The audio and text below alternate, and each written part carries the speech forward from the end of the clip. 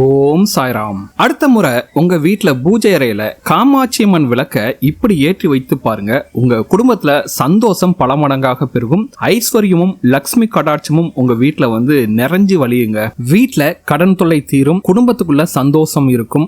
தினமும் பணம் சேரத நீங்க கண்கூடாக பார்க்கலாம். வீட்டுல அஷ்ட லக்ஷ்மியும் வாசம் பண்ணுவாங்க. அப்படி பணத்தை வசியக்கூடிய ஒரு முறையை தான் இன்னைக்கு பார்க்க போறோம். அப்படி லக்ஷ்மி கடாட்சம் உங்க வீட்டுக்கு வர்றதுக்காக காமாட்சி அம்மன் விளக்கை எப்படி பூஜை அறையில ஏத்தணும் அப்படின்னு தான் இந்த வீடியோல பார்க்க போறோம். வாங்க வீடியோக்குள்ள போலாம். அதுக்கு முன்னாடி இப்பதான் நீங்க நம்ம சேனலுக்கு ஃபர்ஸ்ட் டைம் வரீங்கன்னா மறக்காம நம்ம சேனலை சப்ஸ்கிரைப் பண்ணிக்கங்க.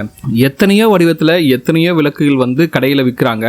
ஆனாலும் ஒரு வீடுன்னு இருந்தா அந்த வீட்டு பூஜை அறையில் கட்டாயமாக காமாட்சி அம்மன் விளக்கு இருக்க வேண்டும். இப்போ பாத்தீங்கன்னா காமாட்சி அம்மன் விளக்குலேயே பாத்தீங்கன்னா கஜலட்சுமி திருவுருவப்படமும் பொறிக்கப்பட்டு விற்கப்படுகிறது. உங்க வீட்டுல காமாட்சி அம்மன் விளக்கு இருந்தாலும் சரி, கஜலட்சுமி விளக்கு இருந்தாலும் சரி, அதை எப்படி முறைப்படி பூஜையில் எப்படி அமர வைத்து எப்படி தீபம் ஏற்ற வேண்டும் அப்படின்னு தான் பார்க்க போறோம். ஒரு குடும்பத்துல காமாட்சி அம்மன் விளக்க குலதெய்வமா போற்றி வழிபாடு செய்ய வேண்டுங்க.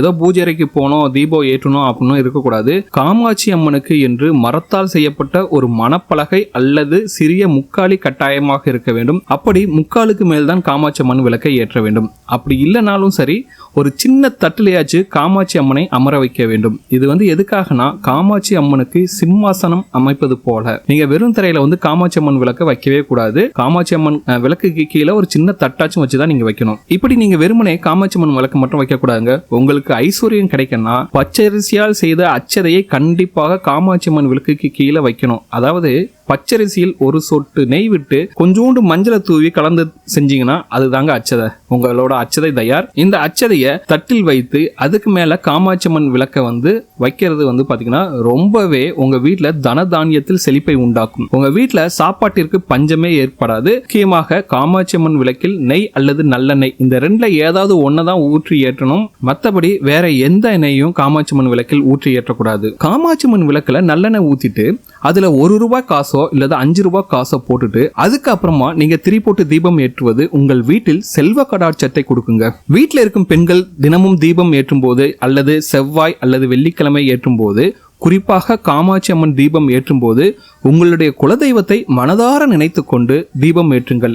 இந்த பிரகாசமான ஒளி போல உங்கள் குடும்பமும் எப்போதும் பிரகாசமாக சந்தோஷத்துடன் சகல ஐஸ்வர்யங்களோட செல்வ கடாட்சத்தோட இருக்கணும் அப்படின்னு வேண்டிக்கிட்டே நீங்க தீபம் ஏற்றுவது உங்களுடைய குடும்பத்திற்கு மிக மிக நல்லது. அடுத்த முறை உங்க வீட்டுல தீபம் ஏற்றும் போது மேல சொன்ன மாதிரி ஒரு தட்டு வச்சு அதுக்கு மேல பச்சரிசி அச்சதையை தூவி தீபம் ஏற்றி அதுல ₹5 காயினோ இல்ல ₹1 காயினோ போட்டு நீங்க விளக்கேற்றுங்க. கண்டிப்பா சொல்றேன், உங்க வீட்டுல லக்ஷ்மி கடாட்சம் பெருகுங்க. பொதுவாகவே பிறந்த வீட்டிலிருந்து பூந்த வீட்டிற்கு செல்லும் பெண்களுக்கு பாத்தீங்கன்னா காமாட்சி அம்மன் விளக்கை சீதனமாக நீங்க கொடுக்கலாம். அதாவது நீங்க வீட்டுல யூஸ் பண்ண விளக்கு எந்த காரணத்தினாலும் தப்பித்தவரை கூட கொடுத்துடாதீங்க. அது உங்களோட வீட்டுல இருக்க அதிர்ஷ்டத்தை அடுத்த வீட்டுக்கு கொண்டு போயிடும். அதனால நீங்க புதிய விளக்கை வாங்கி கொடுக்க வேண்டும். அந்த விளக்கு பாத்தீங்கன்னா பித்தளையில் இருக்கலாம் அல்லது வெள்ளியில் இருக்கலாம். பொதுவாக பாத்தீங்கன்னா சீதனமா குத்து விளக்க தான் கொடுக்கணும்னு சொல்லுவாங்க. ஆனா காமாட்சி அம்மன் விளக்கை ஒரு வீட்டில் பிறந்த பெண்ணுக்கு சீதனமாக கொடுத்து அனுப்பினால் அது பிறந்த வீட்டிற்கும் சுபிச்சத்தை தரும், புகுந்த வீட்டிற்கும் சுபிச்சத்தை தரும். ஆனா அந்த விளக்க புதுசா வாங்கி கொடுத்துருங்க. உங்க வீட்டுல யூஸ் பண்ண விளக்க